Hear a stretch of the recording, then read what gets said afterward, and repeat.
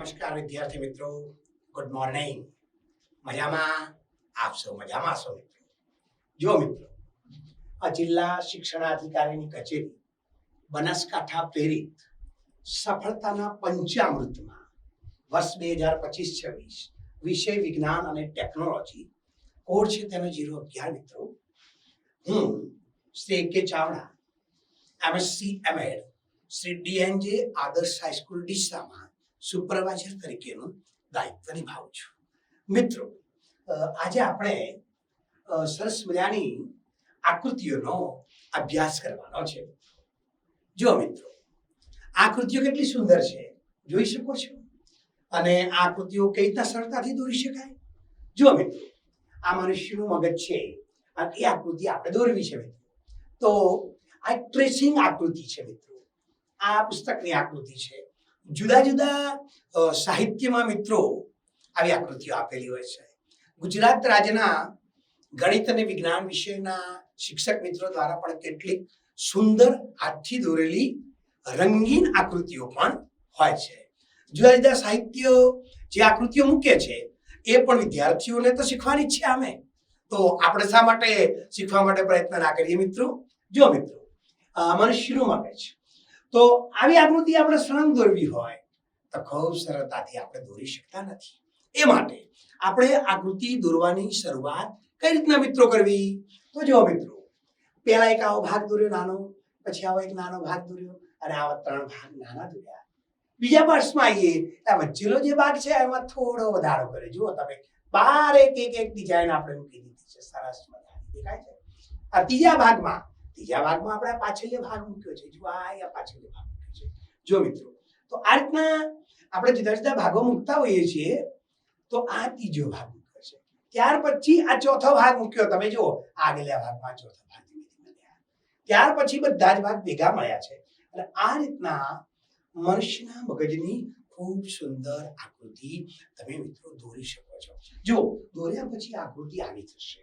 અને ખાસ કરીને જુઓ, મસ્ત ખોપરી, બૃહદ મસ્તિષ્ક, આને અગ્ર મગજ કહેવાય.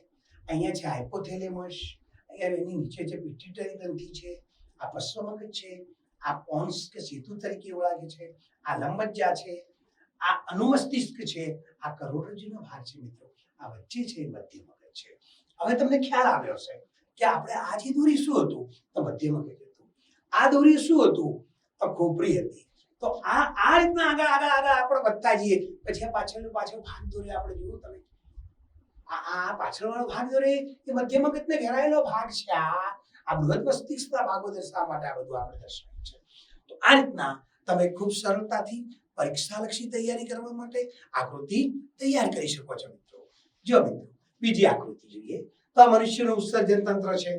આ ધોરણ 8 થી જ લગભગ તમારે સૌ મિત્રોને અભ્યાસમાં આવે છે અને ખૂબ સરળતાથી તમે આકૃતિઓ દોરો જ છો મિત્રો.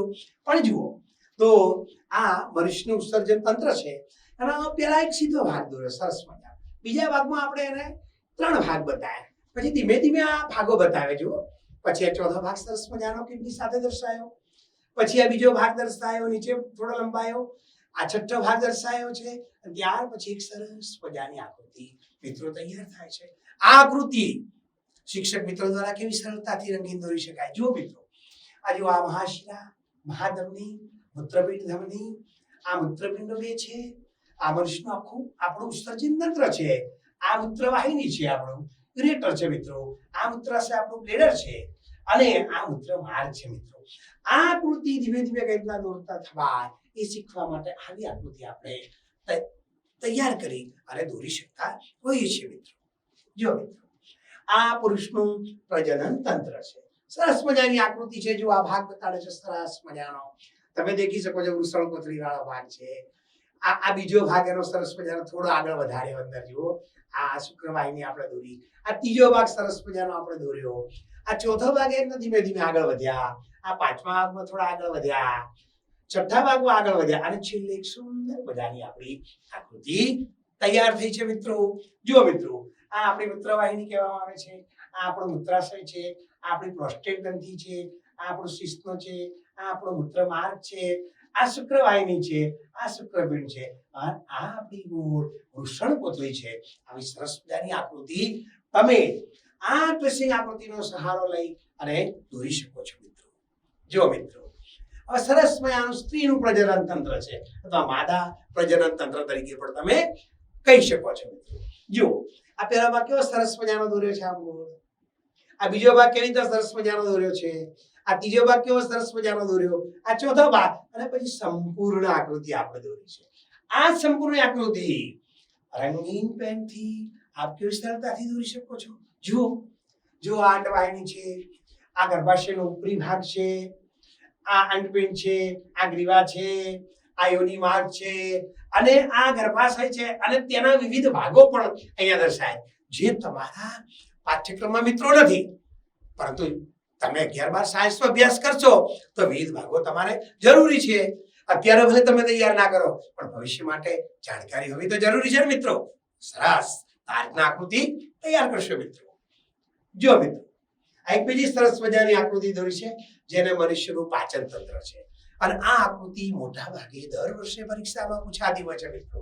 જો આ આપણે એક મનુષ્યનું એક સરસ મજાનું ચિત્ર દોરી છે, પછી આ મુખનો અન્નળી ને જઠરનો ભાગ દર્શાવે છે, પછી તો થોડો આગળ બતાવે આપણે આ લીવરને સ્વાદુપિંડ પેન્ક્રિયાસ બતાવે છે, જો થોડા ઉરોદર પટલ બતાડી દીધો છે, પછી આ જો નાનું આંતરડું ને મોટું આંતરડું દર્શાવવા પ્રયત્ન કર્યો છે, આ નાનું આંતરડું છે, આ મોટું આંતરડું મદર છે, અને સરસ મજાની આવી આકૃતિ આપણી તૈયાર થાય.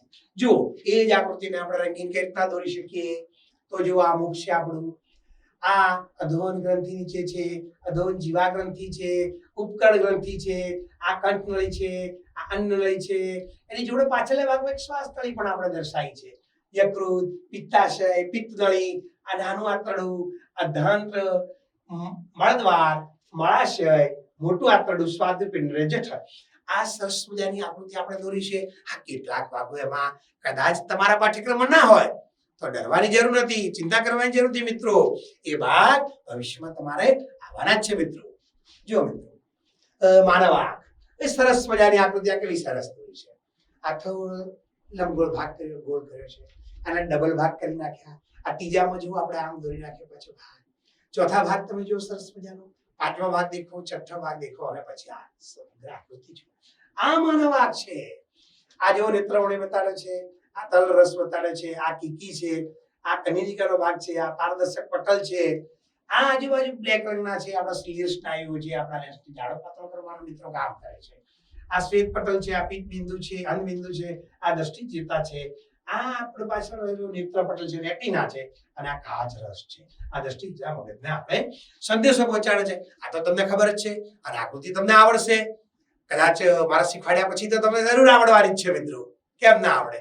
આવડી જ જાય ને. જો મિત્રો, આ પુષ્પનો આયામ છે, એક સરસ મજાની આકૃતિ આપણે દોરી છે. મોટા ભાગે ધતુરાનું ફૂલ, જાસૂદનું ફૂલ તમે જોયું હશે.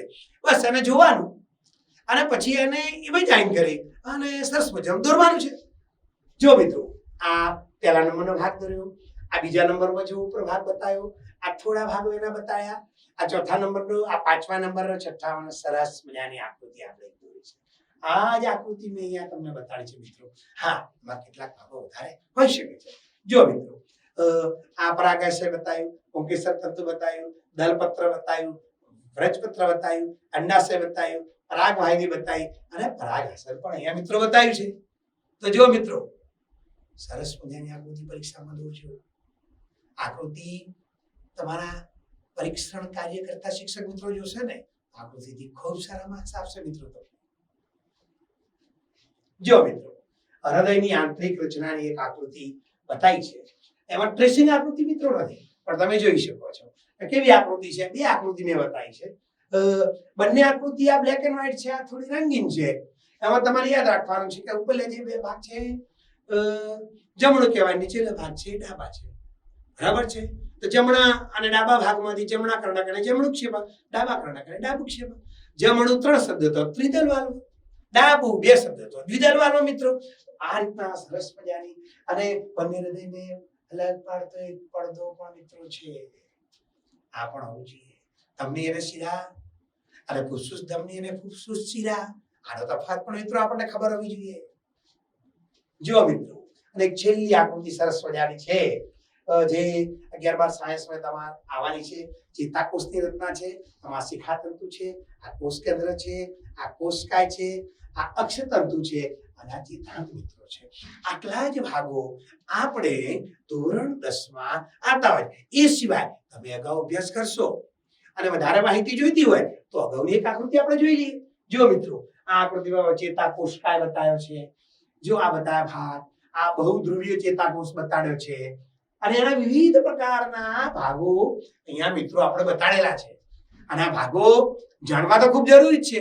ભલે ભવિષ્યમાં તમારે કદાચ આવવાનું હોય, તમે આર્ટ્સ કોમર્સ કરો ના પણ આવે, પણ આકૃતિ તો આપણને આવડવી જોઈએ. તો મિત્રો આ આકૃતિ ચોક્કસ આપણને આવડશે એવી મને આશા છે. સૌને આભાર. ધન્યવાદ મિત્રો.